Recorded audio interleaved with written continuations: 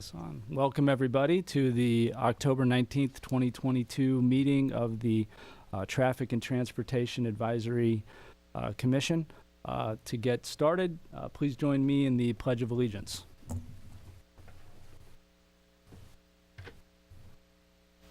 Ready? Begin. I pledge allegiance to the flag of the United States of America and to the republic for which it stands, one nation, under God, indivisible, with liberty and justice for all.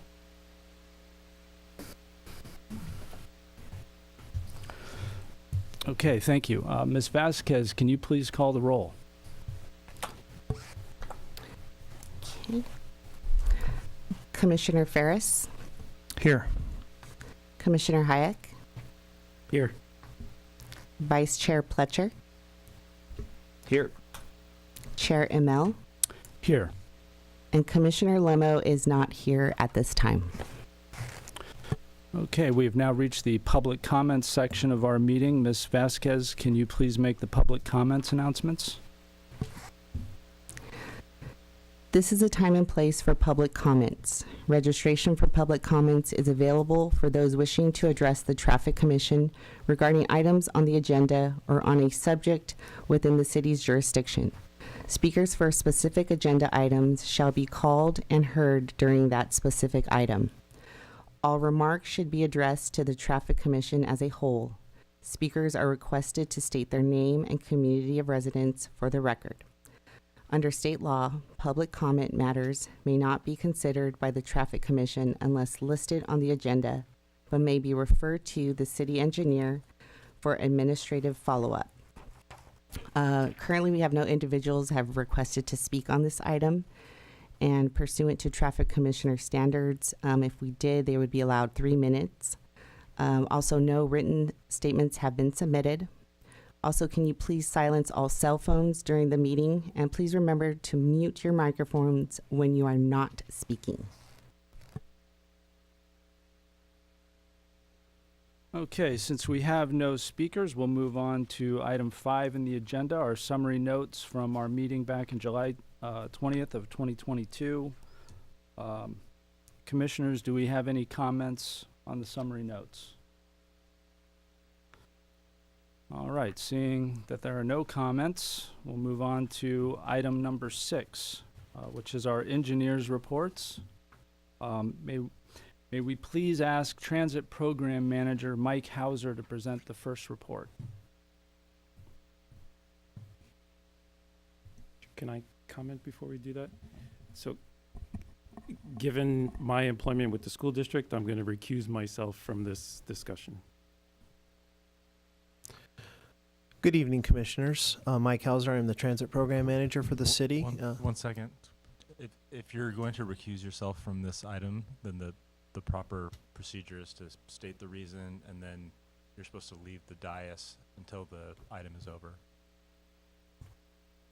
Okay, I believe I stated the reason. Okay.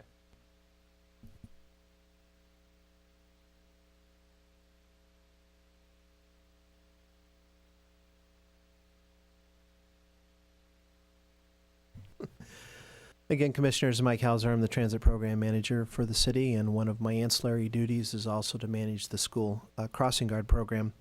The item before you tonight actually had its genesis back in our presentation, staff presentation to you in April, when we recommended, as we do annually, some recommendations in regards to locations to close for not meeting our usual standards, which have been in place now for a number of decades. At that time, the Commission was unanimous in supporting staff's recommendation. We took those recommendations to City Council in June, and Council declined to take action at that time and asked that the staff come back to them with a comprehensive history of the program, as well as how the current standards that staff is currently employing to make determinations and recommendations to both the Commission and to the Council were how we got to that point. We did that on August 30th, and their direction at that time was then to bring this matter back to the Traffic Commission for further study and analysis. Staff will not be making any specific recommendations to the commission tonight. We're here to provide you information and then get your feedback on potential changes to our program and policies, nor are we making any specific recommendations tonight as they relate to any specific school location. A little bit of history of the program. We currently have 24 cross locations in this community. 18 of them are adjacent to two schools, and 6 of them are within the proximity of schools further down the street. As I think everyone knows, the city was incorporated in mid-1964, and almost immediately, within 6 weeks, council considered their first school crossing guard location, which was at the intersection of Herbs and La Granada. At that time, the county agreed to pick up the cost for that until the following school year. And then in 1965, council heard its second request for school crossing guard locations. And between that time and approximately 1977, decisions for crossing guard placements were first considered by the Ventura County Traffic Safety Committee and then referred to the City Council for action, typically with the concurrence of the Public Works Director. Since about 1977, decisions in terms of what to recommend for school crossing guard locations have been handled internally at the staff level, and since the Traffic and Transportation Advisory Commission was formed, we do, as a routine process, bring those recommendations to you on almost an annual basis.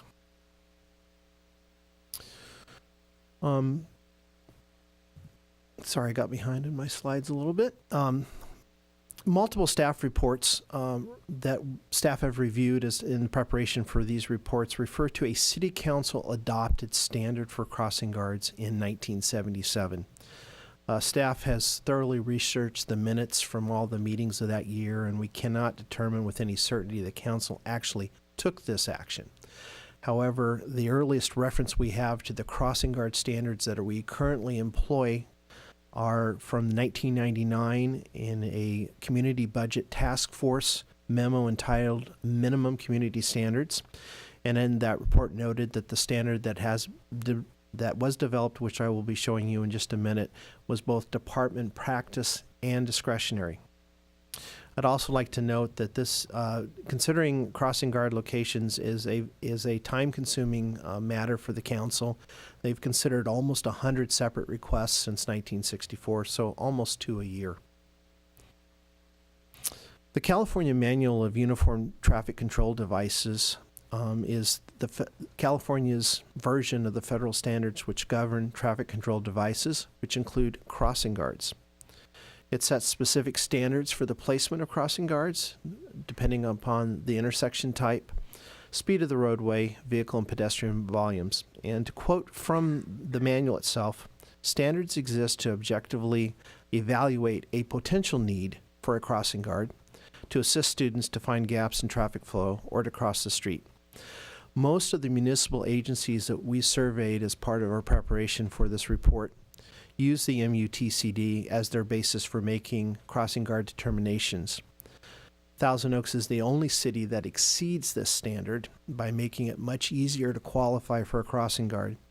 And our agency, as mentioned, is the only agency we found that does that. It's also uncommon for municipal agencies to deviate from the MUTCD. The crossing guard program is the one notable exception that our city makes. In most all other areas, the city follows the MUTCD.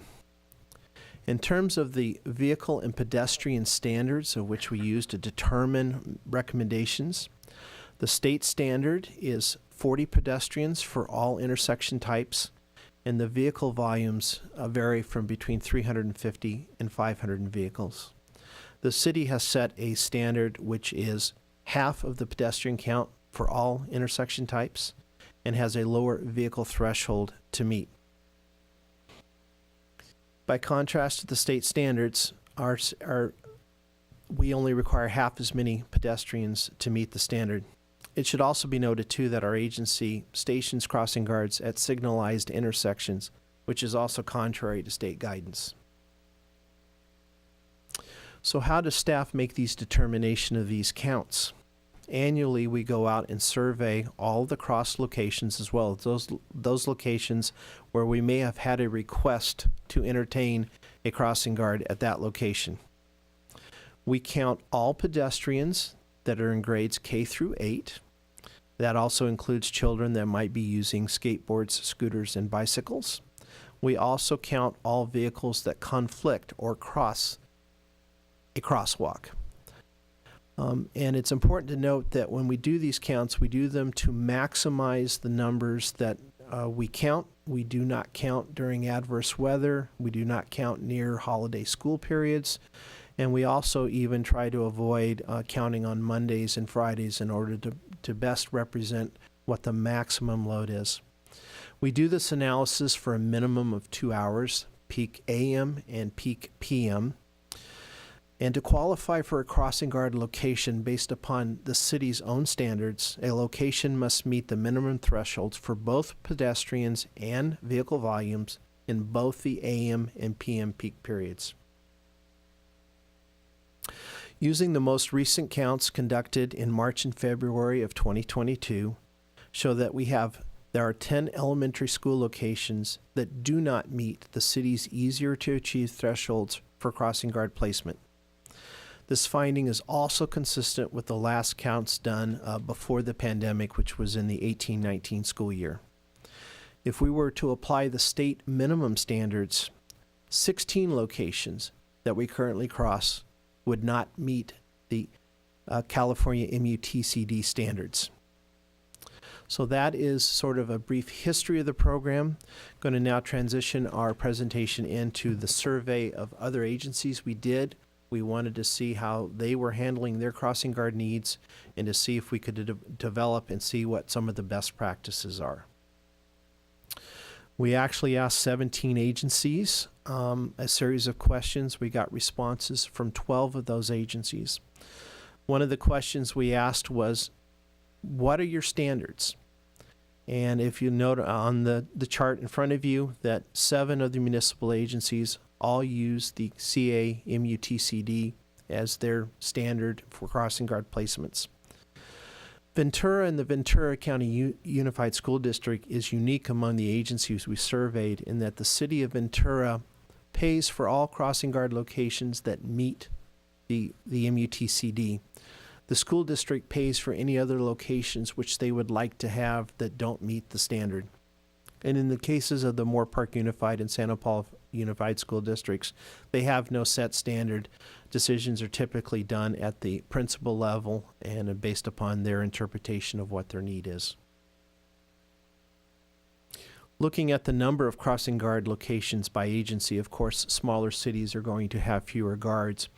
But if you compare Thousand Oaks with 24 to, say, City of Simi Valley, which is approximately the same physical size, population, and number of schools, they have half as many cross locations, and that particular city does use the MUTCD as their standard for deciding where to place crossing guards. City of Oxnard, which is a larger city by population and physical area, has far fewer guards as well. And as we noted in the last slide for Ventura and the Ventura Unified School District, while they have 19 cross location, the city only pays for 4 of those 19 locations. We also asked the agencies about their budgets for the program. Not all agencies were able to provide this information as they sometimes roll their programs into other programs. But the City of Thousand Oaks and the Ventura Unified School District are by far the largest programs by cost, and Thousand Oaks has the most expensive program for one that's run by an individual agency by far. The average cost for location right now is approximately $14,500 per year, and that varies from a low of $8,000 to as high as $25,000 depending upon the agency and whether or not they're directly operating or contracting the service. We also asked the agencies who funds the Crossing Guard program, and the vast majority of the municipal agencies do fund directly their Crossing Guard programs, but we would note that Port Hueneme and Ventura both jointly fund their programs with their school districts. In Port Hueneme, it's approximately a 50-50 split, and in Ventura, it's approximately 25-75, with the city picking up the 25%. Also note that Moore Park is unique in that the city and the school district have their own separate, distinct programs. The city pays for their crossing guards, which are actually hourly staff. They don't actually hire crossing guards. School district pays for their own. And lastly, the county of Ventura does not pay for crossing guards in unincorporated county areas. They make that the responsibility of the individual schools and school districts. We also asked whether or not these programs are directly operated or contracted out, as is, for instance, our transit program, landscape maintenance, and other activities. That's pretty much an even split, though generally speaking, the larger cities directly operate and the smaller cities contract out. Ventura being the one notable exception, they do contract out their service. And then lastly, we asked who makes the final decisions for crossing guards. It has been traditionally in this community since incorporation that the city council makes those decisions. And in fact, there are 5 cities within Ventura County where council does make those decisions. However, noting in other cities, that could be at the city manager level, the school superintendent, or in the case of Oxnard, Ventura, and Westlake Village, it's a combination decision based upon city staff, the local law enforcement, and school district officials to determine where crossing guards are placed. So that's a brief overview of the summary of the programs that we've seen in other agencies. I did want to also update the commission on where we are in this year's crossing guard program since we were last here in April. Recruitment for crossing guards continues to be a high priority for the program and a difficult challenge as many businesses and agencies are facing. We ended the 21-22 school year short 5 crossing guards, and we had another 6 crossing guards that either retired, resigned, or were unable to complete their annual physical requirements over the summer, leaving us with 11 vacancies near the start of the school year. We have been able to fill 7 of those vacancies as of tonight's meeting, but we continue to have schools that do not have crossing guards, even though they are authorized for them. And at this time, that is Aspen Elementary, Banyan Elementary, and Madronia Elementary School. I would note that all 3 of these schools were on our recommended closure list when we presented this item to you in April. And I also note that Madronia is actually not in the city limits, but is in the county unincorporated areas. So what's next? Again, we as staff are not we're not providing any specific recommendations to you this evening, but rather we would like to get feedback from you on where you think this program should go. Some of the policy items and best practices that you may want to consider include perhaps whether or not we want to adopt the CA-MUTCD as our standard for crossing guard placement, as most public agencies do. We also would like to your input on who should fund qualifying locations, or whether and if we should even cross non-qualifying locations, and if we are to do so, who would fund those? Should we make any changes to the approval authority? As I noted right now, we do seek your recommendation and concurrence of staff recommendations first, and then we go to council. But perhaps it's better left at the Traffic Commission level, or perhaps a combination of staff, or perhaps even automatic closures based upon counts. You know, do we go, for instance, 1 year and bring the recommendation to the commission or council, and then automatically close a school if, say, 2 consecutive years it fails to meet the minimum criteria? Based upon whatever feedback you give us this evening, we will come back at the next Traffic Commission meeting with some draft policy recommendations for your consideration and refinement. And then sometime after the first of the year, we will take your recommendations and present those to City Council for their input. And with that, staff is available for any questions.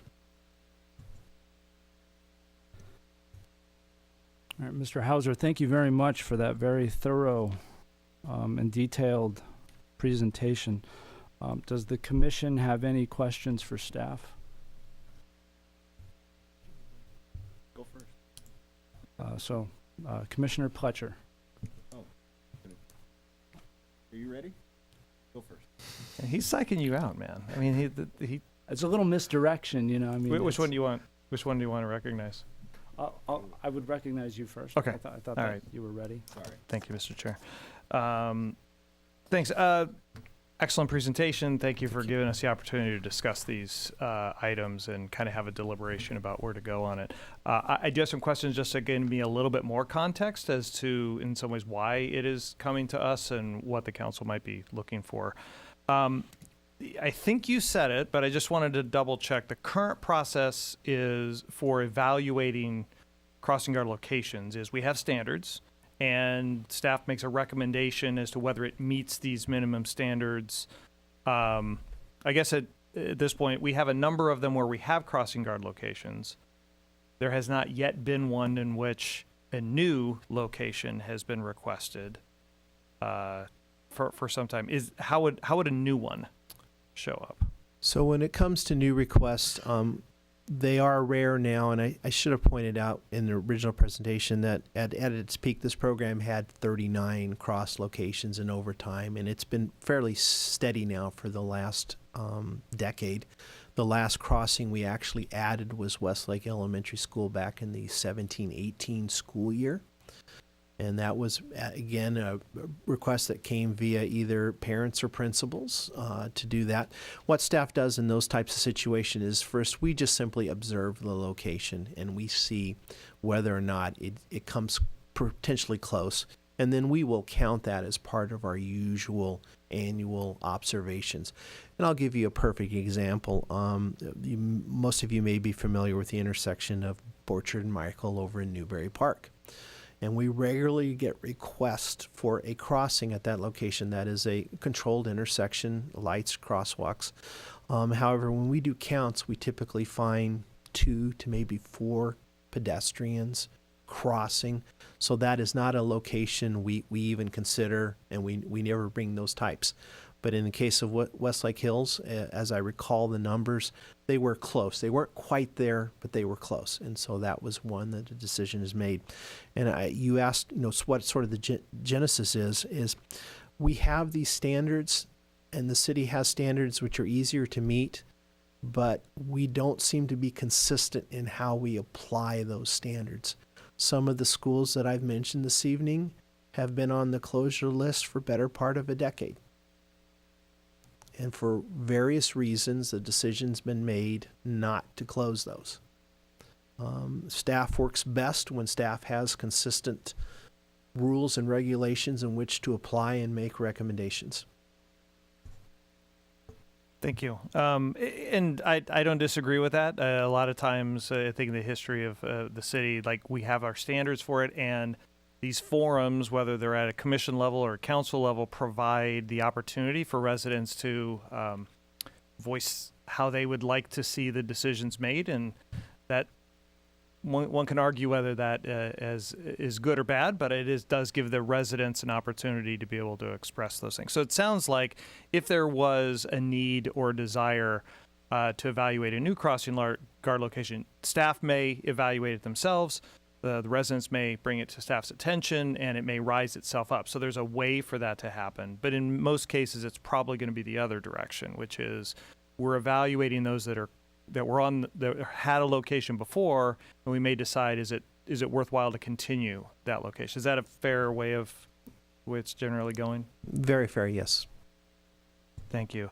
And then the process is, whatever that decision is, staff makes a recommendation. It will come to the Traffic Commission. We'll make a recommendation because it goes to the council, and the council makes its decision about whether to keep it funded for the next year, and it's sort of done on an annual basis. That's also correct. We typically, again, we do these counts. When staffing permits, we actually do fall and spring counts both this past year. For staffing reasons, we only did spring counts. And that's been the typical process now for, while I'm doing this program now, I actually did it back in, 2010 and 11, and we were using the same process back then as well. And I will say that council is usually generally fairly consistent with whatever recommendations comes out of this commission. Okay, thank you. You had mentioned about the at least the status. So whether it's a challenge of hiring crossing guards to meet the program, and currently we have 4 vacancies. Is that right? Yeah, we have actually 3 schools that are not staffed, and then we have one of our substitute positions right now that is currently vacant. Okay. How many total do we have? Like 4 vacancies out of Yeah, how many? so ideal minimum staffing for this program with the schools we have right now is a total of 30 staff, not including myself, and we have at this time 26. Okay. All right. That's helpful. Thanks. And then when you were describing it, so we have currently 24 locations that have a crossing guard that is being budgeted for. We can find someone to fill it. We had made a recommendation to close 5 of them based upon that review. You had said then, based on the report, and I just want to make sure I'm doing the math right, that if we were to close all that didn't meet the current city standards, we'd go from 24 to 14, not necessarily the 5 that we reduced it to 19, but down to 14. Is that right? That's correct. Yes, staff made a determination, given the sheer number of locations that we were recommending. We focused on those locations that didn't meet the pedestrian counts. We let for this particular time those locations that met pedestrian but didn't meet vehicle counts. Because it is a comprehensive standard, you are supposed to meet both in order to qualify. But the decision was made at the staff level to only bring the 5 that didn't meet on a pedestrian basis, and to study the other 5 that met pedestrian but didn't meet vehicle for 1 more year. I see. So then the 14 meet both standards. They meet whatever the standards are. There are 5 that met vehicle standards. There were 5 that didn't meet either, I guess. And is that what we had recommended as a commission? I'm trying to remember. Right, yeah. Of the 5 that we recommended for closure, all of them failed to meet the pedestrian standards. Only 2, off the top of my head, only 2 of the schools failed to also meet the vehicle standards. There were 3 schools that met the vehicle volume numbers. Okay. And then you said if we met if we applied the California standards, which are ours are more stringent, that would drop it down further to only 8 locations that would meet those state standards. Is that right? That's correct, because what would happen is those locations that currently have a controlled intersection, those would also drop off as well, because that is not typical.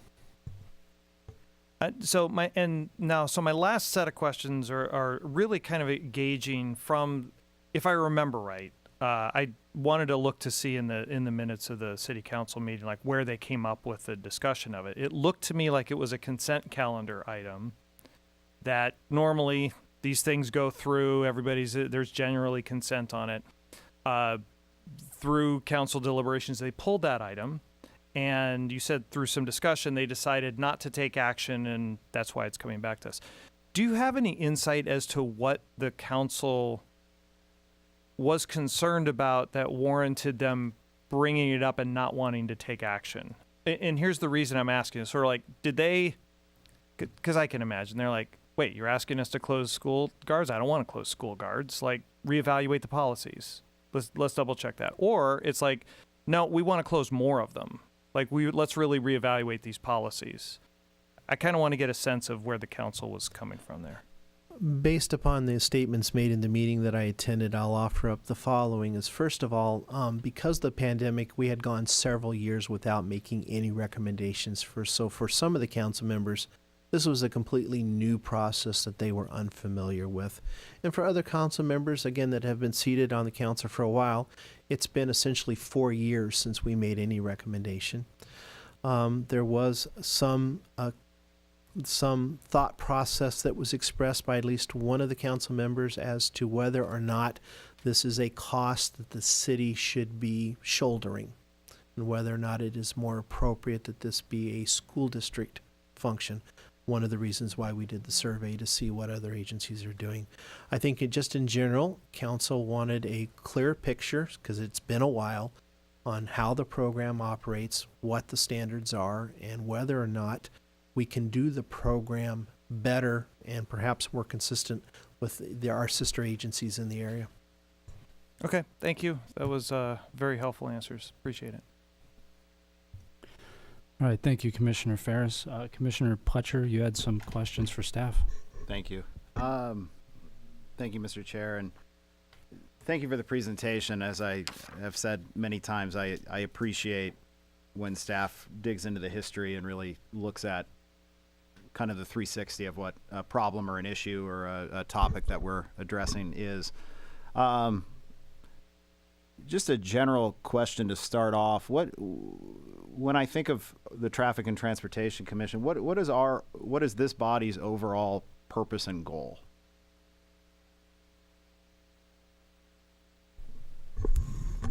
Yeah, well, I think, we have our resolution that created this Traffic and Transportation Advisory Commission.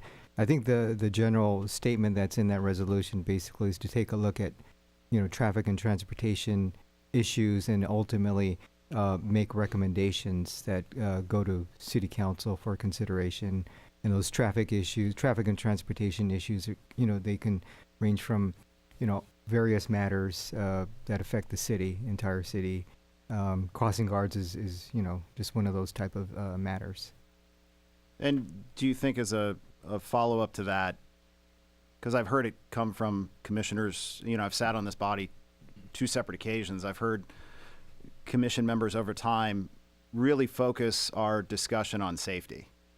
I mean, is that a fair statement to the pair of glasses I should be wearing when I look at these issues is safety and the overall goal of increasing pedestrian and traffic safety in our community? Yeah, I think there's quite a bit of, a link to safety. I think, I know that during those council deliberations on this matter, they also did indicate they would like a focus from the commission when they look at this matter to look at safety. So can I ask, as a follow-up, you had mentioned that previous councils, when this has gone up for funding considerations, have taken either the recommendation of the Traffic Commission or looked at the city standards, which you mentioned were kind of applied inconsistently over time, and chose to operate outside of those standards for whatever reason. Do we have an idea of why in the past the city council may have deviated from kind of these numerical standards that we look at? I would say globally, it's like many of the things that you do consider when it comes to stop signs, speed humps. Each location has its own unique aesthetic issues, and I'll use it for example. You take a school like Aspen, which is on the corner of Jans and Marlowe. It has virtually no pedestrian traffic, but is one of the major thoroughfares for that part of the community. It has a higher speed than typical streets, and so there may be, and I'm sure in other agencies, is always a consideration for what is unique to that particular situation. That said, it is a very difficult situation to be in if you have a situation where you are crossing a location where you only have a tenth of what the minimum standard typically is, and you're still, actively pursuing that. And I'm sure as in cases of these meetings, public input has can have a lot of impact on the decision-making process. Yeah, if I may add to that as well, I would agree with that, and I think that's part of the purposes of the Traffic and Transportation Commission is to provide that public outreach or that forum for the public to be able to be heard and considered on specific items and raise unique issues if they exist in particular locations.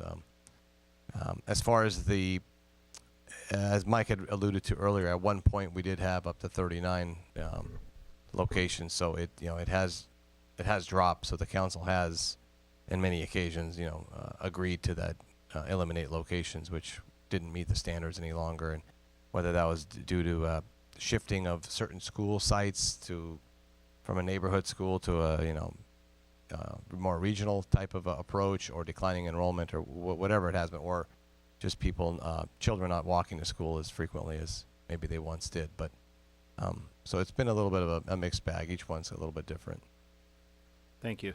The Excuse me. Oh yeah, sorry. I'm sorry, to Mr. interrupt. Michiko. One thing I would like to add too is just over time, I think the thought process of the councils back in the 70s, I think when the program started, is probably different than what it was now. Just looking at older records, it appears that maybe older councils, they didn't look at the warrants of California MUTCD standards as they do today. Back then, I think there may have been more pressures from the public to implement things that were not considered traditional. For example, back in those early years, stop signs were used for speed control, but over time we found out that stop signs should not be used for speed control because they're tools to regulate right-of-way. And so, and then also over time, cities and agencies have implemented more traffic controls at intersections, traffic signals, traffic calming measures, things like that to answer and address many of the concerns that the citizens had. So it could be that they may have adopted easier thresholds back in the 1970s because at that time traffic calming measures were not as in place as they are today. So that actually kind of leads to, oh, I'm sorry. That kind of leads to what my next question was. From an engineering standpoint, do you think that even because in the 70s and 80s, let's say, even into the 90s, historically we were a growing community, we were building out, versus now we are fully built out and doing infill projects and turning our traffic focus, with the exception of anything that Sacramento may or may not do to regulate traffic, but we're kind of turning our focus and attention to just maintenance of our city streets and figuring out how to maintain and build safety within our streets. We're not growing, we're maintaining. I mean, you see where I'm going at with, I mean, so there has been kind of a shift in focus of how we look at these issues over time. I mean, is that correct? Yeah, I think what you had said is a very fair statement. Okay. And then coming back to we have our MUTC standards, we have our city standards. Outside of these numerical standards to determine the placement of crossing guards, is there anything else currently at the staff level in terms of what a standard is for this issue? Is there anything else that staff's considering? Are we just basing our decisions to close on these numerical counts, be it vehicular or pedestrian? That is our primary focus. Again, there may be some extenuating circumstances that are discussed at either the staff or perhaps even the executive level, but in the most general sense, for instance, when I prepared that report for you in April, my sole focus was this is the standard that the city has had for at least almost over 40 years, and these locations don't meet this standard. And even though we were coming out of a pandemic, they were consistent with prior counts, and therefore they're still valid, and it's still a decision that should be brought for consideration to the commission. Thank you, because I guess what I'm trying to hit on is kind of that first bullet point towards the back end of your report, do we adopt the MUTC as the minimum standard in order to meet for crossing guard placement? Because in my mind, it sounds like staff should explore and really analyze other reasons that the council may or may not have made a decision in the past to close a particular location. Because it sounds like there's more there than just numerical numbers, be it, the community has shown up and advocated for one crossing guard location over the other. There were safety considerations, speed considerations, traffic volume considerations, or whatever else may be present at a particular location that may be unique to that area, to where we can maybe modify that standard to provide some flexibility there besides just hard and fast numbers. I think historically, it sounds like the council has considered that in various forms over the years. And I think honestly, at the staff level, it may be worth kind of exploring, similar to how we have, considering speed humps or speed bumps or anything and the like, we consider a lot of factors. And I think that maybe opening up that flexibility at the staff level would allow, would allow not only staff to get the most flexibility, but would provide some comfort to parents who may be concerned that, yes, there's only 20 kids that may, or I should not say 20, yes, there's 15 kids that use the intersection every day. Is this intersection at risk of closing? Additionally, and there was a great letter in the Acorn right around when this issue was considered. I'm going to probably butcher her name, but Mary Squires, excuse me. It was May 22nd, 2022.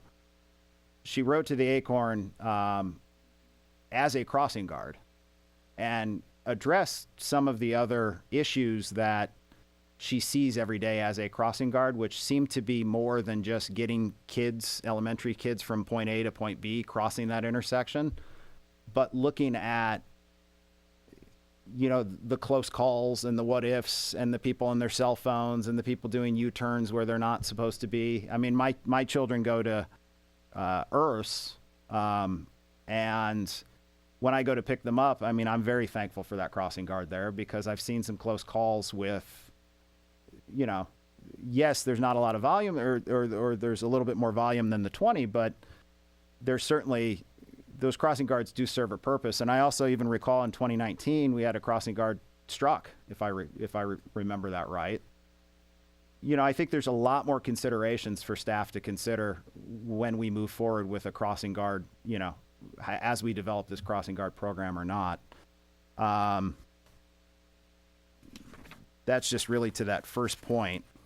I wanted to ask, just in terms of your survey to other agencies, how did, and this may be a question you may not know because it really digs into the details here, of how were those mutual agreements shared between agencies? So I think it's Ventura, I believe, that shares. Are they doing it via contract? Are they doing it via kind of resolution? How are they kind of divvying up who takes what, who pays for what, and who shares kind of liability and risk? I mean, do we ask those details, or do we know? No, we did not get into that level of detail. The discussions did revolve around what are you doing at this point in time? How are you handling the program? We did not get into the history, but using Ventura as an example, it was a very delineated. If it meets the standard, we pay for it. If it doesn't meet the standard, we will staff it, but we will not pay for it kind of situation.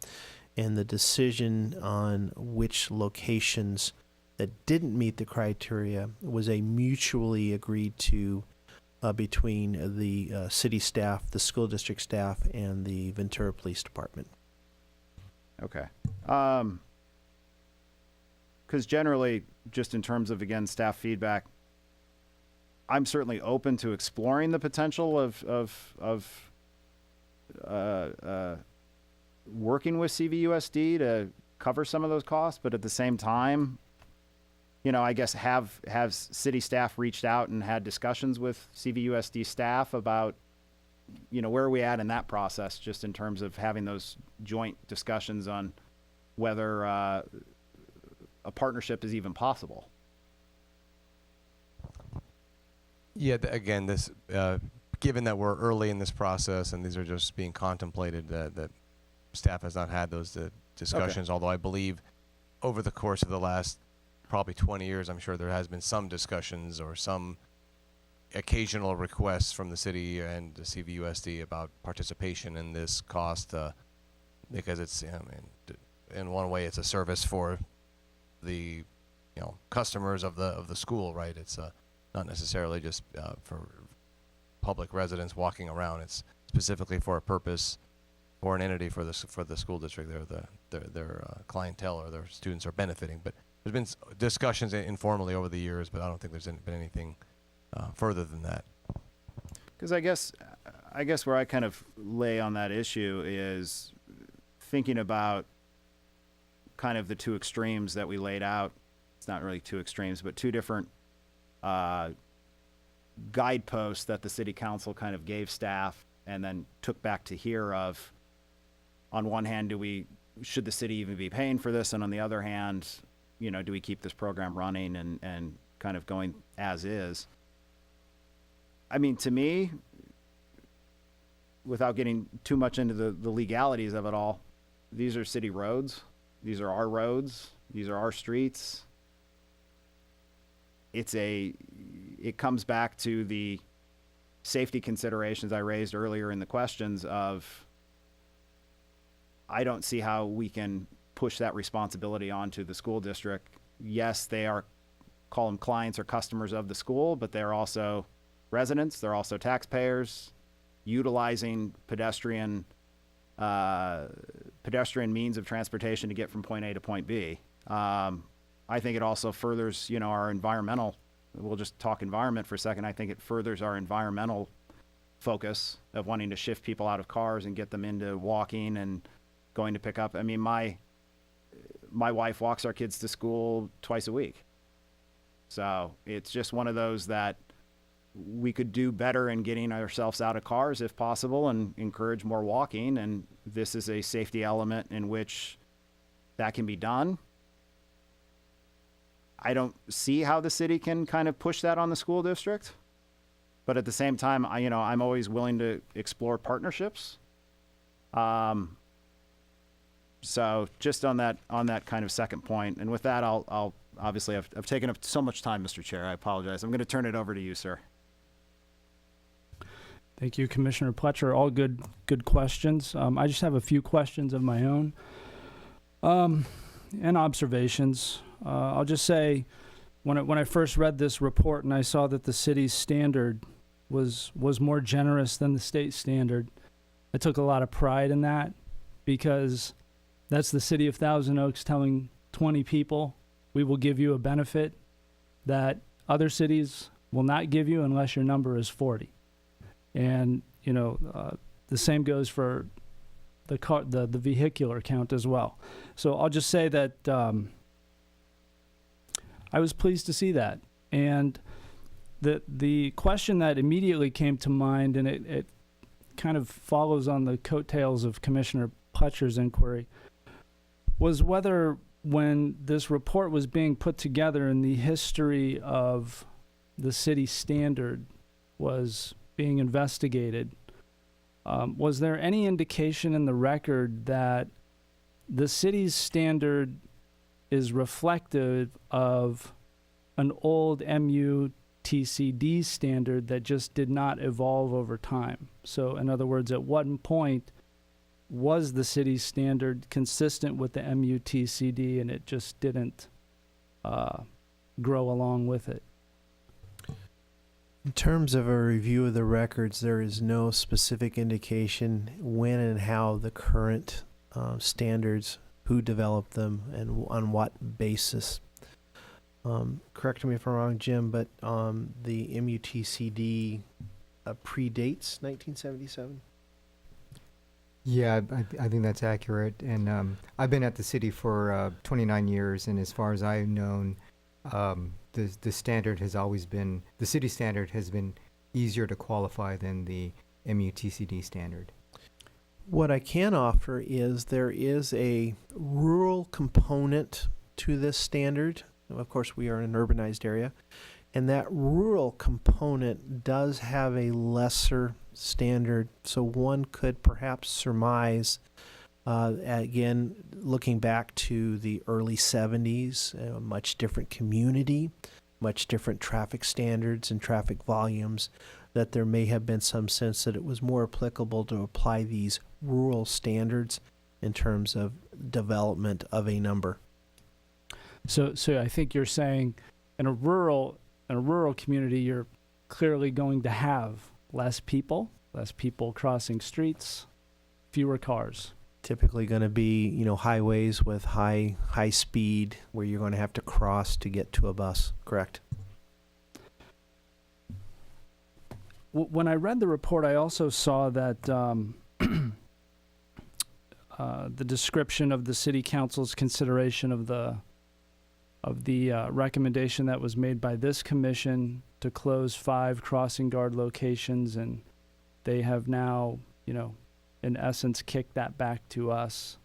And the report says to recommend a revised policy to city council. And that kind of, the message I got there was come up with a revised standard. So in other words, city council does not want to see the same relaxed standard that we have before us. And I just want to know, am I correct in reading that? Or what if we recommended that the standards stay the same? Because if the standard were to stay the same, we're still eliminating. I mean, you would still be eliminating half of the current locations, which would put us in line with Simi Valley. If we move to the state standard, I mean, by my reading of the report, we're going to drop 2/3 of the locations from 24 to 8, which would then put us below a city of similar size like Simi Valley. And so, is there an understanding that the city council wants to see or is not accepting of the current standard? I don't think there was a unified position on that by all council members. Some, had to maybe leaning one way or the other. I think maybe updated standard is the more appropriate term. I don't think they were really looking for this thing has to go one way or the other. It's just that it's been a while. There is no actual formal standard that's published and written, and it's but there's just numerical standards, which are half of the MUTCD, and but beyond that, it was kind of too open-ended. So they wanted a deeper dive into the whole discussion. Okay, I see. Thank you. In the discussion on page, I think it's page 4 of this report, where it's talking about the number of crossing locations that would be dropped if we were to simply apply the current standard. We would drop from 24 to 10 locations. And then further on down in the same paragraph, it says if we were to adopt the state standards, 16 locations would be dropped. And I understand that the difference between the 10 and the 16 may be that there are 4 signalized locations that would not qualify. The other 2 is that, and I may have missed this or misunderstood earlier, but the other 2, is that the difference between the city only looking at whether the pedestrian count is met versus whether both the vehicular and pedestrian count is met? So that would be 2 additional elementary schools where those schools meet our standards but would not meet the state standards. And I believe that is for both pedestrians and vehicles. In other words, using as an example, theoretical, they have 30 pedestrians and 350 vehicles, but they don't have the 40 pedestrians and 500 vehicles that would be required. Okay. Looking at the final page of the report, or actually it's page 7 of the report, the third bullet point is looking for clarity on future approval authority for crossing guard placement, so on and so forth, and it is raising the issue as to whether the ultimate authority should rest with this commission or with staff or rather than city council, looking for alternatives other than decision-making authority, final decision-making authority at the city council level. And my question is, does this commission, as an advisory commission, have the authority to make an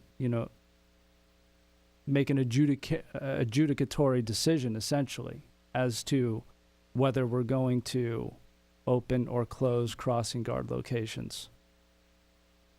And that this is probably directed to council. Yeah, maybe I can start and then he Okay. can pick up and add more light. Certain items are required by the state, for the city council as the governing body to implement and put those decisions forward, and others don't. As we saw from some of the other agencies here on the slide, it's a mixed bag, and in some locations staff is doing it. So the state does not have a requirement in terms of which board or body needs to be the one that is making the decision for crossing guard locations.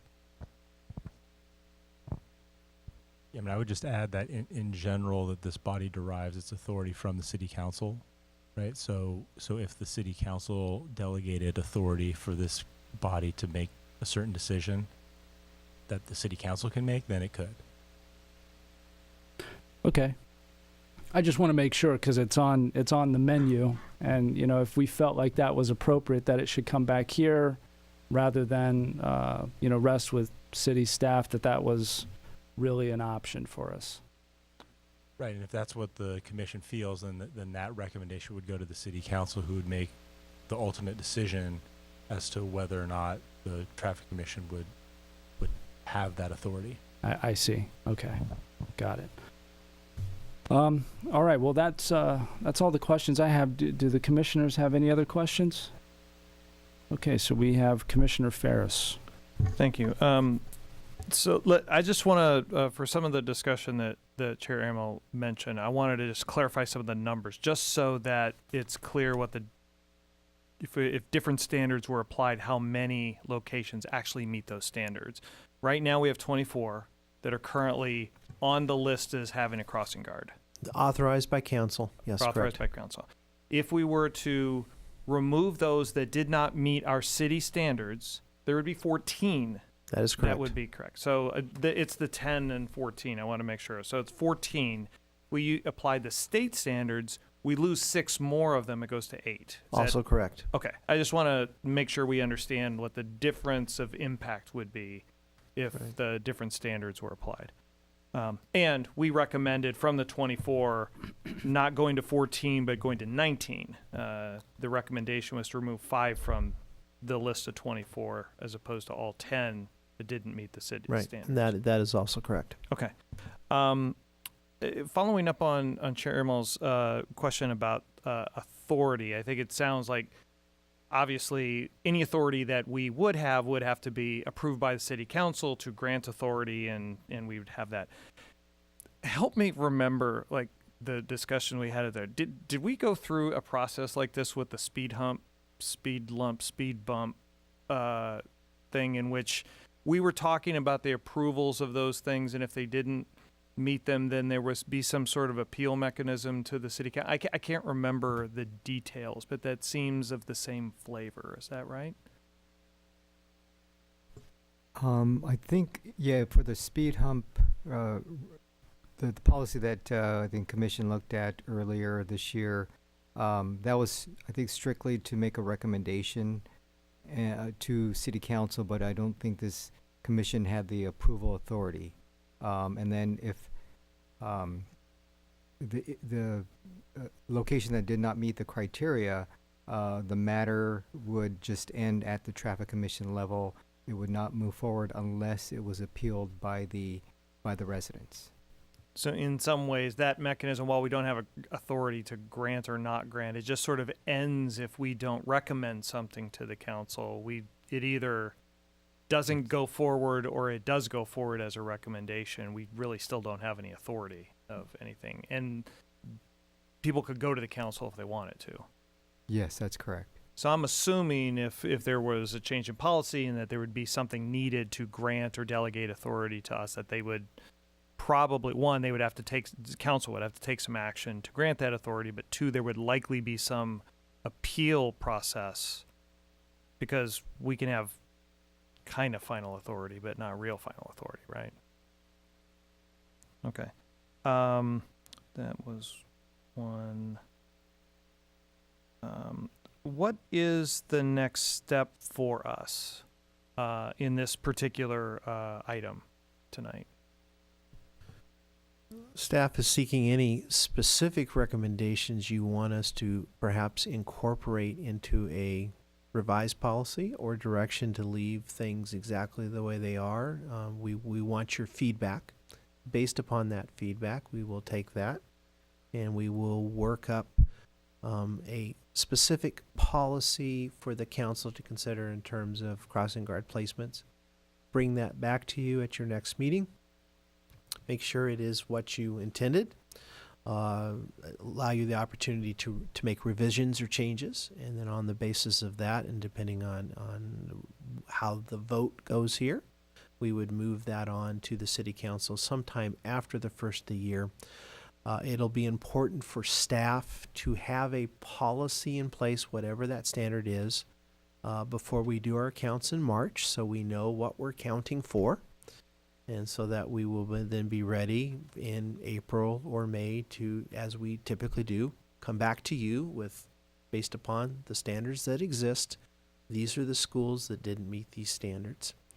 And we'll provide you our typical recommendations on that basis. Okay. One last thing, I think, just to kind of further some of the conversation about what the council's intent was. That was one of the questions I had out of this, which was why are we, what is the council thinking when they're looking for something from us?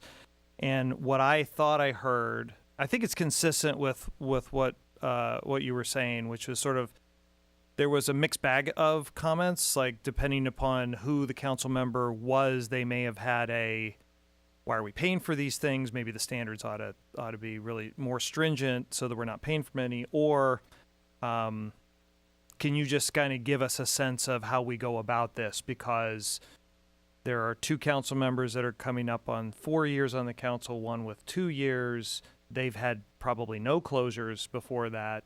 And even the two longstanding members, it's been some time. So they're sort of maybe getting their bearings on doing that. So I heard it was sort of unclear guidance as to maybe what we're being asked for, and it might depend upon who was providing the comments. Is that a fair recitation of? Yeah, I think that's a fair assessment, particularly since we weren't given any specific direction on how to proceed. It was to bring this back to this body and get your input. Right, and help develop some type of agreed to or recommended policy for going forward. Thank you. I'll hand it back over to the chair for your discretion on how we either deliberate and provide comments to staff. Thank you, Commissioner Ferris. Well, I'll first ask Mr. Pletcher, do you have any further questions for staff? Yes, I do, Mr. Chair. Thank you. Well, I guess I'm going to ask questions and kind of incorporate comments again into it. Turning to the third bullet point on page 7 of your staff report, regarding future approval authority for the crossing guard placement and annual crossing guard program review and changes to rest with either this body or staff level rather than the city council. I'm certainly open to any direction that staff wishes to go with it. My only concern, and this comes back to the feedback, is I realize it's additional work to take it to multiple bodies. I've sat in the chairs before and done that, and I'm always appreciative that you show up not only at this meeting but then head to council, within the same week sometimes.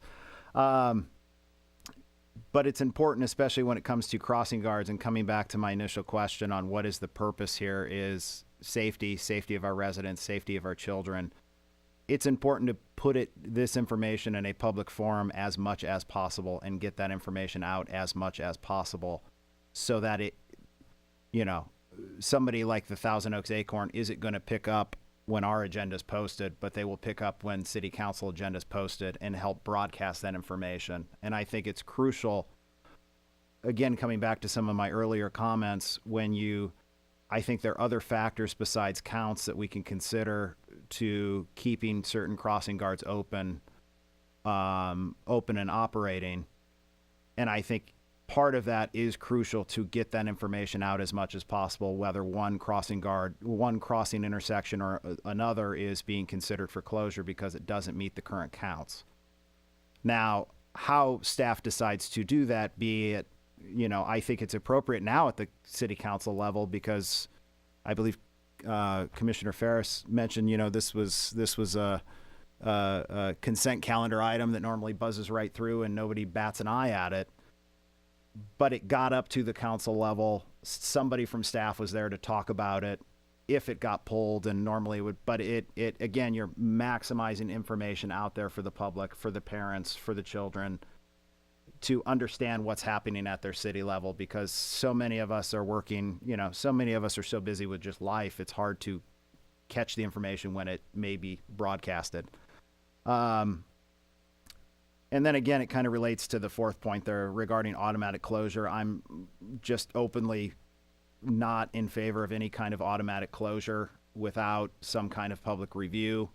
Again, because of the importance of broadcasting, this involves the safety of parents and children and residents, which is so crucial. It needs to have some kind of public forum and public body to talk about those issues, because again, I come back to, I believe that there are other factors that need to be considered moving forward and how this policy is rolled out. So with that, I'll turn it back to Mr. Chair. Thank you. Thank you, Commissioner Pletcher. One final question I have is, at this stage, has there been any investigation in terms of the cost differential for the city if it continues to pay, city employees to man the crossing guard locations relative to whether that's contracted out? I can speak in generalities to that. And based upon our survey, it's generally more costly to contract out the service for a variety of reasons. However, those costs, for instance, this cost we displayed in the chart, not every agency could do that because they shift these costs in different places. While this program has a budget, and for staff, there are a number of staff not associated with the program that provide time and expertise to it that not necessarily reflected in that figure that we provided you, but certainly the highest cost agencies were almost universally contract agencies. Okay, thank you. No more questions from the commission. Madam Secretary, do we have any speakers on this item?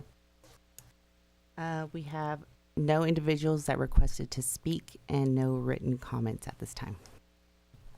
And Mr. Chair, if I could, we do keep very good communication with the school district on these issues. I personally communicate to staff on, if not an every other week, at least monthly basis. And so we do always make them aware that these items are coming up, as well as when we make specific recommendations, these schools are always notified in advance so they can use their tools to disseminate that information out to the individuals who are enrolled at those particular locations.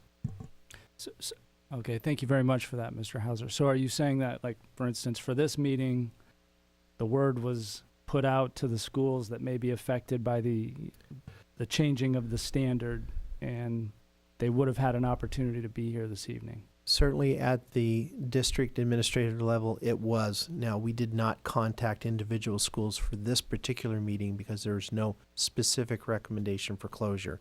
However, for both the April meeting here and the June meeting, each individual school and site was contacted and provided information that their school was one of the ones that was being considered. So they did have the opportunity to come. At that time, we also had online as well. Okay. Thank you for that. So at this point, I'm going to close this item to public comments. an open discussion among the commissioners. Do we have things to discuss on this item? I have thoughts. Let's hear them. Let's hear 'em. Thanks. Yeah, so great informational discussion. I think this really gives us a good opportunity to understand how to help with the policy in regards to these things that the council has supported over, as you were saying, many decades. So I think this is good. The things, primary items that I just want to make sure are part of the discussion here. One, this is a partnership with Canal Valley Unified School District. Like, there is a reliance that the district has on the services of crossing guards provided and paid for by the city. And so if there were to be any change in the shift of any spend for whatever reason, it ought to be with mutual agreement with the school district. That if for some reason they decided to raise the standards for qualifying for a crossing guard, and that resulted in half of the crossing guards not being paid for, the city would obviously, reduce its budgetary items, but the services provided to the school district and the parents thereof, would go down, and just, certainly the district could choose to pay for those things. These are still choices, and the choices of what the council chooses to make in the district should be made in partnership. For that. So just want to call it, I think it's obvious, but I wanted to call it out and just state it clearly. I view this, even though the standards are more generous relative to the California standards, and I absolutely am thankful that we know the survey of what other cities around us do and how they use those standards. I kind of share the pride of what Cherry Mill said, which is we have a higher standard and we're proud of it. And I think that a lot of people in the city, they value some of those things for which we have higher standards, where other cities may have higher standards on other things. And this makes for the community that they love and like to live in. And so I'm actually, just from my own standpoint, I wouldn't necessarily see any reason to change the standards to the lower ones. Just because other cities do things doesn't mean Thousand Oaks has to follow suit, and I think that this is one of those cases to where it's might be a benefit to the community to keep the standards where they are. And I do want to. Vice Chair Pletcher also sort of described that the nature of this being a publicly open decision about this, I think, is a good one. It's something that it helps the community stay informed. It gives them, if the decisions are made, whether it is at that traffic commission or ultimately at the council, a low friction way for them to provide their input. I think the things that frustrate sometimes community members is when they always feel like they have to go through lots of hoops and they don't know how to do it, or it seems like it's a very expensive appeal process, or whatever those things might be. If there are cases where it's a valued service, I would like to see it be low friction. There may be benefits to where the initial actual decision is at the traffic commission level, and then, we can relieve the public decision making of all crossing guard closures from the council, except for times where there's an appeal. But if that's the case, then they may need to really hear it. So I think those are things I want to kind of make sure of that we're still baking into I'd probably rightly say an updated version of the policy in doing that. So those are my primary comments. All right, thank you, Commissioner Ferris. Commissioner Pletcher, do you have any additional comments to add? I just wanted to ask Commissioner Ferris, just for a point of clarification, I had mentioned earlier regarding requesting that staff explore other standards beyond the numerical standards, perhaps looking at safety considerations or otherwise. Just as a point of clarification for the record and to give guidance, I mean, are you open to exploring, other considerations that may take place at a particular intersection in terms of modifying standards, but not reducing them in terms of the numerical portion of it? Yeah, I'm certainly. The reason why I think it should be a public decision making is that, like, for example, if it's two numbers, if the decision is only made on the basis of two numbers, whether it's a staff decision, a computer algorithm, or a commission, it seems really cold. So I think that's why the commission evaluates more information. And I think it's important to do that because those numbers may not accurately reflect like the situation, right? And so I'm very open to that. If there's something specific that can help the traffic commission make a more informed decision to help guide them. That's great. I also, I want to, this is my own sense is I don't want to feel like we've come up with the standards. We're like, I don't know, those are the standards. We're just going to go with it. I think that the decision-making body needs to have discretion, which I think has been done over time. But anything that's helpful in that, I'm in favor of. Okay. No, that's great. That's just what I wanted to clarify, just in terms of I brought up that point to not only give staff some flexibility in considering particular intersections, but also to give this decision-making body that flexibility and discretion to choose. There may, like I said, maybe a particular circumstance. Really nothing else. I just want to get a point of clarification, Mr. Chair. Thank you. Thank you, Commissioner Fletcher. So, my own thoughts about this are pretty much in alignment with both of my fellow commissioners here. I think I would not like to see, at least as far as the standardized numbers go, I would not like to see those raised. I like those numbers where they're at. And then to Commissioner Pletcher's point about having flexibility to evaluate other considerations or other factors that should go into whether a crossing guard location should be opened or closed. I mean, I suppose you could always put something in the policy that says, here's the standard. Because look, I'm mindful of the fact that one of the reasons we're going through this exercise is because the policy is, maybe a little too wishy-washy, or maybe it's not well defined, or, maybe we don't, we're looking at an outdated policy.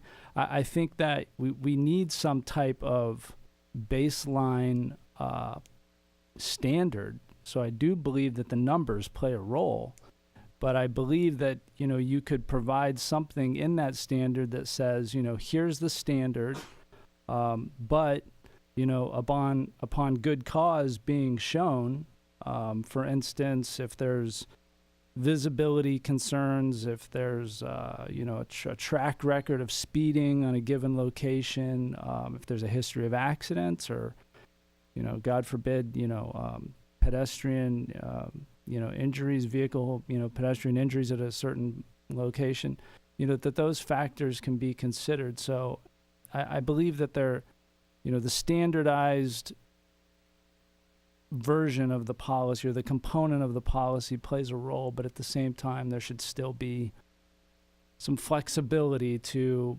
evaluate certain unique situations. I also agree with, Commissioner Pletcher that, to the extent that the city is going to look for contribution in terms of funding from the school district, that should really be a negotiated, mutually agreed upon type of arrangement. I think that, I don't work for the school district, and I don't. I have a child in the school district. But I mean, if you read the papers, if you believe that the enrollment is going down, and therefore there's some fiscal impact to the schools, I think now is kind of the wrong time to be going to the schools and saying, write a check for your crossing guards. And it seems to me that when we come back to revisit a revised policy, we're looking at closures, and there's going to be a cost savings with that. So it seems like all of these, some of these problems may just take care of themselves, at least the fiscal end of things, just by virtue of a revised policy that's probably going to result in closure. So those are my comments. Is there anything else from either of the commissioners? Okay, we have talked this thing into the ground. So this is an action item where our direction is to provide feedback to staff on potential changes to the crossing guard program. And the question really is for staff, have you received sufficient feedback from us to where you think you can take the information discussed this evening and prepare a draft crossing guard policy that we can review at the November meeting? Yes, Mr. Chair, we can do that. It's an excellent answer. It's what I thought you would say. Thank you, Mr. Hauser. Okay. Next, so we'll move on to agenda item 6B, and Commissioner Hayek will retake his place behind the dais. 6B, we have a second engineer's report that is an action item to be presented by Engineering Assistant Bradley Ackert. May we have the presentation?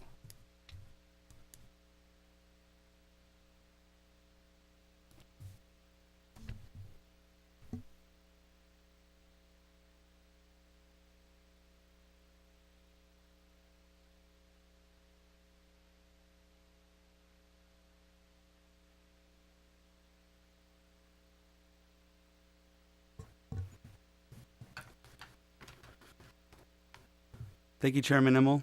Good evening. My name is Bradley Ackert.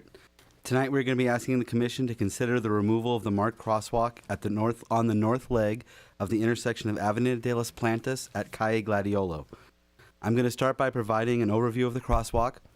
I will transition into the guidelines for installation of crosswalks on city streets, and then I will explain the data from our pedestrian study and provide a staff recommendation. All right, so let's get into it. This is a vicinity map to help everyone get their bearings. The crosswalk is located on the north leg of the intersection of Avenida de las Plantas at Calle Gladiolo. Here's a location map that shows the aerial of the crosswalk. Avenida de las Plantas was resurfaced this summer as part of the 2022 citywide pavement project, and this allowed the traffic division to review all the pavement markings. Resolution 2002-92 establishes guidelines for installation of crosswalk markings on city streets. These are the criteria that must be met for consideration. There's a minimum volume of 40 pedestrians that must be met, a criteria for approach speed not exceeding 40 miles an hour. There cannot be more than 2 travel lanes in each direction, a requirement for adequate lighting, street lighting, and visibility, and a couple other factors to consider. There's a nearby elementary school located right here. This school is the driving force of pedestrian activity at this marked crosswalk located right over here. The school has changed uses. Since the marked crosswalk was originally installed. Park Oaks Elementary was a public neighborhood school that closed in 2011 and reopened several years later as Bridges Charter School. Bridges Charter School accepts students from across the city and out of district, both of which are far beyond walking distance to the school. Staff decided to perform a pedestrian volume count at the crosswalk to see if it still meets the guidelines established in Resolution 2002-92. Since this is a crosswalk in close proximity to the school, staff determined the peak hours of pedestrian usage would be during the school drop-off and pickup periods. Bridges Charter School begins at 8:20 a.m. and dismisses at 2:45 p.m. The data collection for the a.m. peak ran from 7:50 to 8:50, and the p.m. peak from 2:15 to 3:15. There were 0 pedestrians in the a.m. peak and 2 pedestrians in the p.m. peak. Based on this pedestrian volume data, the marked crosswalk at this location is no longer warranted. Another criteria that comes into question is the distance to the next controlled crosswalk. There's a stop-controlled, yellow marked crosswalk located 750 feet to the south at Avenida de las Plantas at Calle Tulipan, which would be the preferred route to school, as it has continuous sidewalks. Currently, there are no sidewalks on Calle Gladiolo, and students must walk in the street to access the school. Therefore, accessing the school from Calle Gladiolo would be the non-preferred route. Public outreach was performed in advance of this meeting. Residents within a 500-foot radius of the crosswalk were mailed notices inviting them to provide input regarding this proposed crosswalk removal. Notice of this proposed removal was also posted at the crosswalk, and a meeting notification was sent to Bridges Charter School. As of this moment, we have received feedback from one resident who opposed the removal of the marked crosswalk. We provided a copy of that email to the commissioners prior to this meeting. Now, let us conclude with the recommendation. The recommendation is in the staff report and contains the following. Staff recommends the removal of the marked crosswalk, but leave all existing crosswalk warning signs at the intersection and in advance of the intersection in place to warn motorists of potential crossing activity. This is due to the pedestrian volumes no longer meeting the city's guidelines for installation of crosswalk markings. The pedestrian volume minimum is 40 during the peak hour of pedestrian usage, and the highest pedestrian count recorded was 2 during the afternoon peak period. The California Vehicle Code authorizes pedestrians to cross at all intersections whether they are marked or not. Pedestrians are only prohibited from crossing at intersections that have posted no pedestrian crossing signs. By a majority vote by the Traffic Commission to support staff recommendation, the removal of the crosswalk markings will be considered final on November 18th, 2022, as an administrative action under the authority of the city engineer. City Council approval is not required for the removal of marked crosswalk. Thank you very much. Are there any questions? Thank you, Mr. Ackert, for your very thorough presentation. Does the commission have any questions for staff?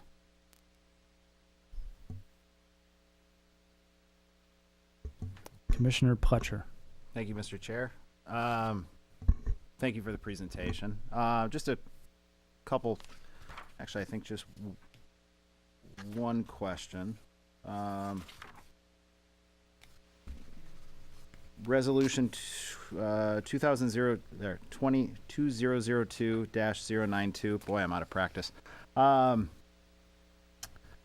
just wanted to ask, has there been any updates to the way that other municipalities may be looking at marked crosswalks or not? Because this is obviously a 20-year-old resolution. I'm just asking, it's a super general question. Okay. Well, this might be somewhat of a topic that we discussed earlier. California MUTCD sets the standards for traffic control devices. One of the things when it comes to marked crosswalks is that they really don't have a standard. If you look in the manual, it doesn't say how many PEDs should be crossing, how many automobile conflicts should occur.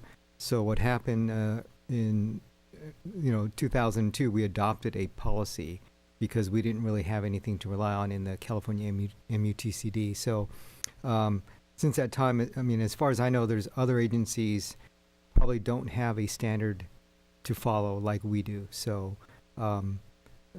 so in terms of other agencies, we haven't surveyed them what they use, but this is the standard that we follow.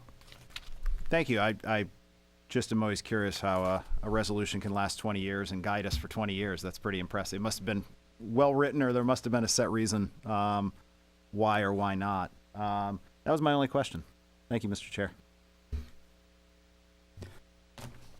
All right, thank you, Commissioner Pletcher. I have a question. So, I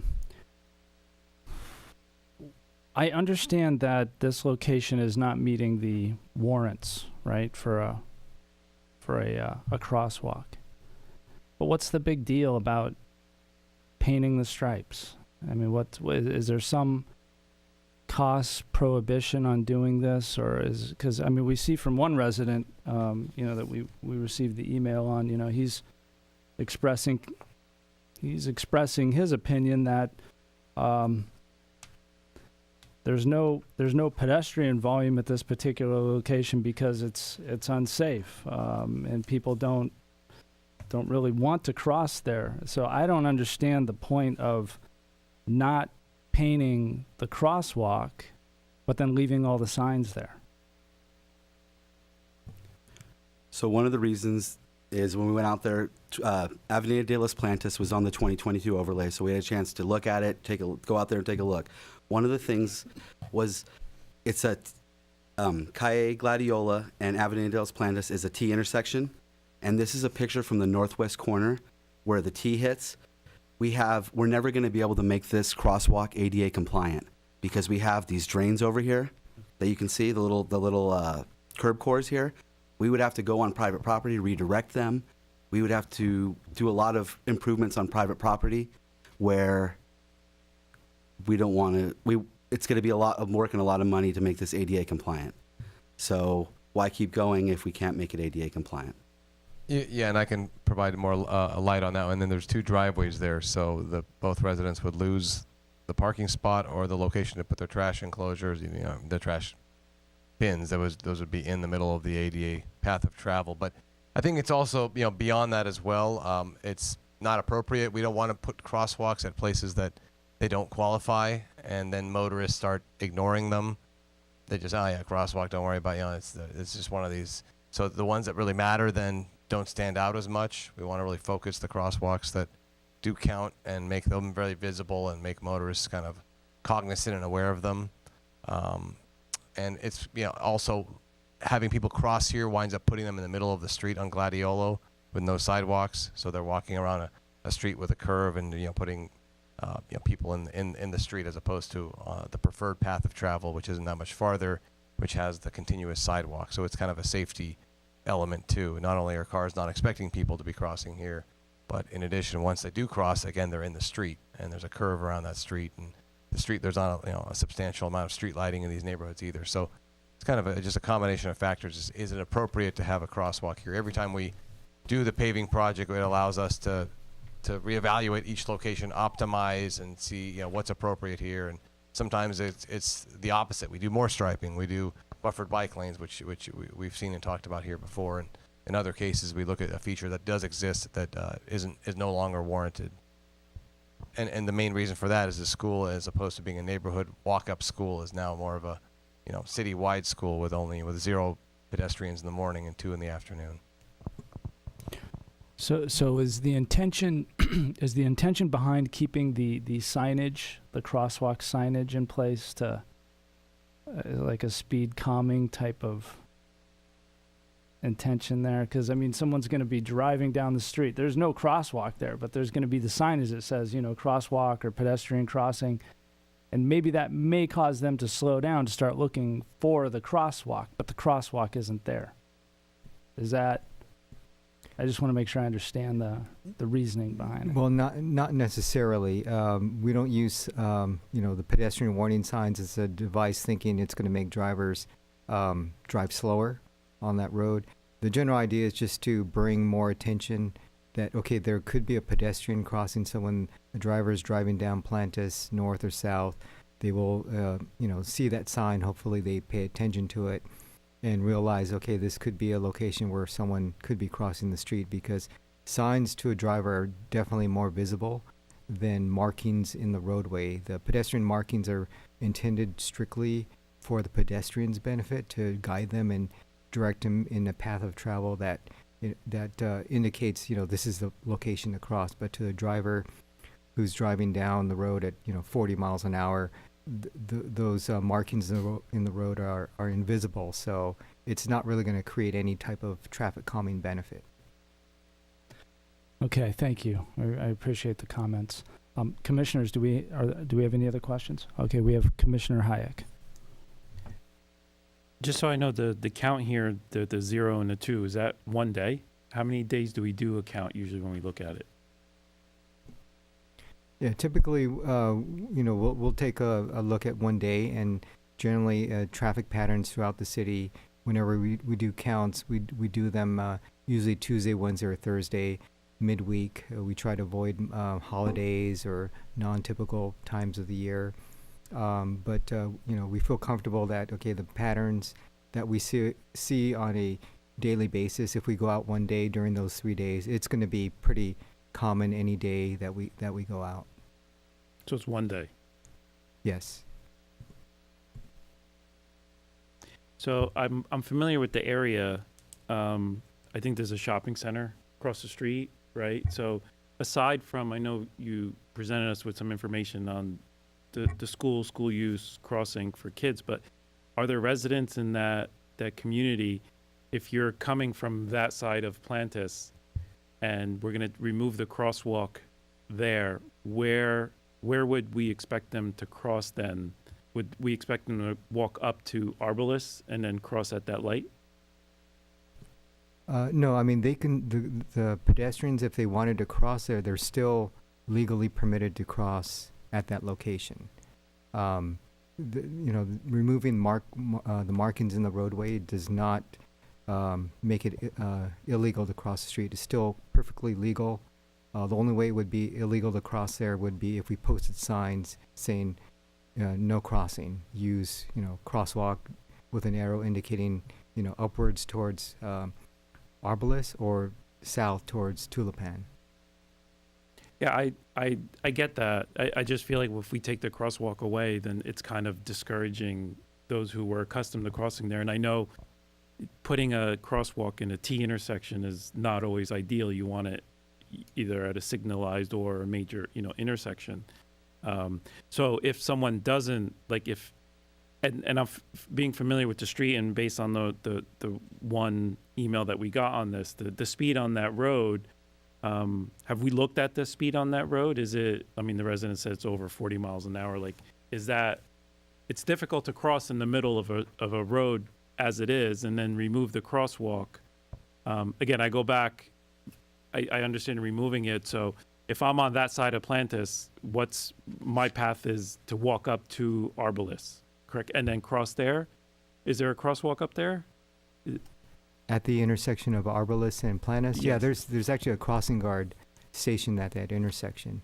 We also took into account consideration the traffic volume on Plantis is actually, it's fairly light. It's about 5,000 vehicles per day, so there's quite a bit of gaps, out there for someone to cross. It's not a situation where, pedestrian, if they wanted to cross a street, they're going to be waiting, minutes and minutes before a vehicle a gap opens up so they can cross the street.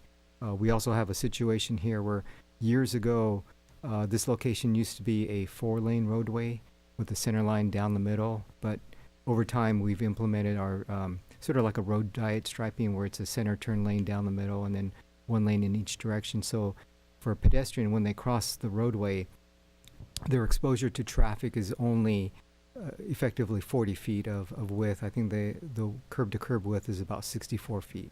Is there parking on that street? There's parking There is. and there's bike lanes. I kind of agree with Chair Immel's comment. I don't know. I feel like if you remove the crosswalk, why keep the signs up? I'm almost feeling like it should be like an all or nothing for some reason.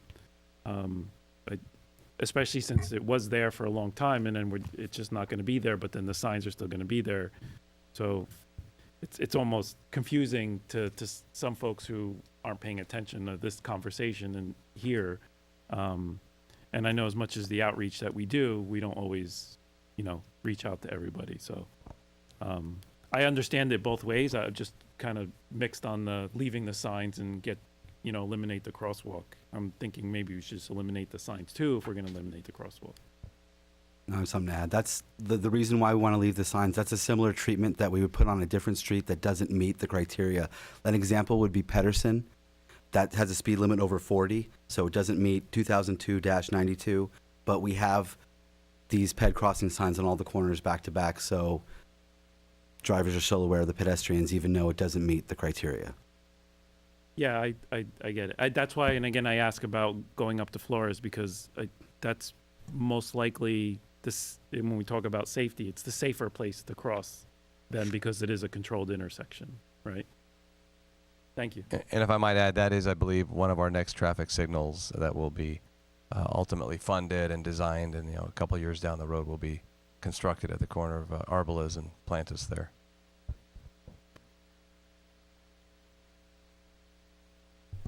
Thank you, Commissioner Hayek. Commissioner Ferris has a question. One quick question. This is just a sense of if I'm reading this right. So resolution 2002-092 says, here's the criteria for which we would consider a pedestrian crosswalk. And one of them is we would expect probably around 40 pedestrian crossings during the peak hours, right?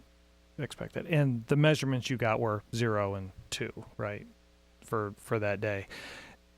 I just want to know, like, is the 40, that's kind of the benchmark that the resolution specifies? Yeah, that's correct. Okay. Mm-hmm. And the reason I ask is that and as Commissioner Hayek mentioned, it's only one day, but it's probably highly unlikely that if the average pedestrian traffic were 40, that your one-day sample would give you 0 or give you 2. It would probably be somewhere close to 40. So, but even though it is one day, I am generally comfortable that that's a reasonable sample of low pedestrian traffic. So, thank you. Okay, thank you, Commissioner Ferris. Madam Secretary, do we have any speakers on this item? No individuals have requested to speak on the item. Okay, going once, going twice. Any further questions for staff? Okay, we have nothing. So at this point, I will close this item to public comment and open up discussion for commissioners if we have anything to discuss on this item. And it doesn't look like we do. This is an action item, so we do need a vote on this item, correct? Do we have a motion? Commissioner Pletcher. Thank you, Mr. Chair.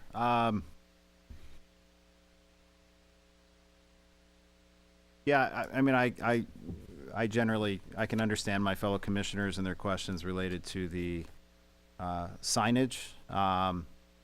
In my thoughts on that, it's a nice middle of the road approach. You're taking away a crosswalk because it doesn't meet standards. You're leaving signage which allows, you know, as Mr. Mashiko I believe stated, allows the vehicle to, you know, any vehicular traffic to realize that there are pedestrians crossing. They could be crossing there. They could be crossing, you know, on both sides of either side of the street. The one thing I'll throw to staff, this isn't going to be part of any motion here tonight, but I just would consider, you know, whatever we decide here tonight to maybe, you know, inform the school. And actually, I don't know if we do this, but I just thought it was really interesting. We had a preferred walking path that was part of your presentation. I don't know if we do this generally for schools, but I think it's a great idea if we don't already to provide them with preferred walking paths. It may be just something to consider on the side for safety reasons. But with that, I will go ahead and make a motion to, we have considered the staff report, received public input, and would like to forward on and make the motion for staff recommends the approval of the crosswalk markings at the north leg of the intersection of Avenida de las Plantas and Calle Gladiolo, but leave all existing crosswalk warning signs at the intersection and in advance of the intersection in place to warn motorists of potential crossing activity. So my motion, Mr. Chair, is to go with the staff's recommendation as listed in our staff report. Commissioner Pletcher. Or I'm sorry, Commissioner Ferris. Yeah, may I ask for clarification for Vice Chair Pletcher's motion? I believe you said staff recommends approval of the crosswalk markings, but removal. At the end, you sort of said we're recommending staff's recommendation. I just want to clarify. It is effectively recommending. Yes. Yes. All right. Sorry. Awesome. Thank you, sir. Nope. Awesome. Thanks. No, I as stated on our staff report, the removal of the crosswalk markings at the north leg. Okay, thank you for the clarification. Do we need a second on that? Or can we just, okay, no. So, Madam Secretary, will you please call the vote? Did you want discussion on it? I mean, just give the commissioners opportunities to discuss. Well, I thought I did that. And I thought we went through that already. No, on the motion. I mean, there's an actual motion. So yeah, I mean, if there's, we can open it up for discussion if anybody wants to I just wanted to make sure that quibble with the motion. That's fine. I have no quibble.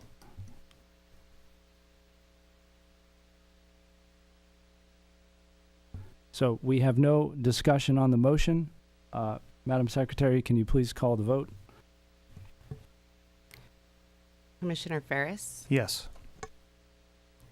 Commissioner Hyatt, Yes. Vice Chair Pletcher, Yes. and Chair Imel. Yes. Motion passes 4-0 with Commissioner Lemo absent. Okay. Oh, I'm sorry. I have to read this real quick. Apologize. The Traffic Commission makes recommendations to the City Council, and interested parties may attend the City Council meeting and speak either for or against the recommendation of the Traffic Commission. Any person wishing to appeal a decision of the Traffic Commission shall file a written appeal and pay an appeal fee with the City Clerk Department within 14 calendar days of the decision. The matter will be referred to the City Council at the earliest reasonable and available date. The appeal fee will be refunded only if the City Council overturns the Traffic Commission's decision on appeal form is available from the recording secretary.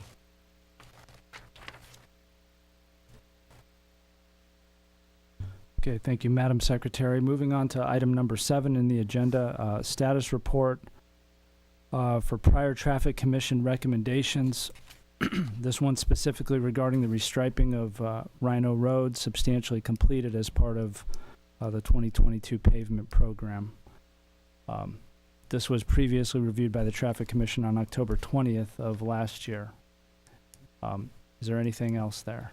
No, just an invitation for the commissioners, if you have opportunity or you haven't driven out to Reno Road, you'll notice a change from the 2 lane in each direction down to 1, and then we have now our buffered bike lane striping that's out on that roadway. So we received some, positive comments by cyclists and how it's improved the experience when they use that road. I've had no. I've talked to a lot of folks that live in the area, and I've heard no negative comments, feedback, nothing related to traffic buildup around the schools, anything. So I think this was a great move.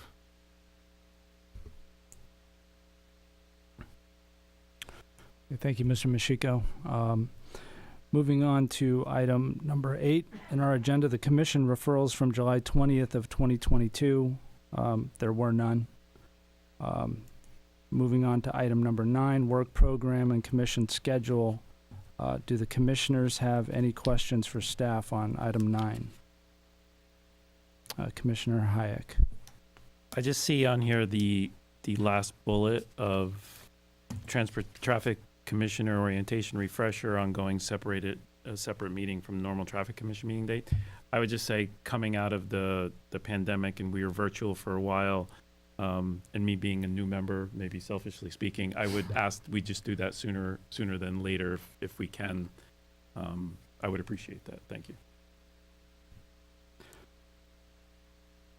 All right, item 10. Any other traffic commission comments? Hearing none, I think we're ready to go ahead and adjourn the meeting. The next meeting is to be held at 6:00 p.m. on November 16th of 2022 in the boardroom of the Civic Arts Plaza on the 3rd floor. This meeting is now adjourned. Have a good night.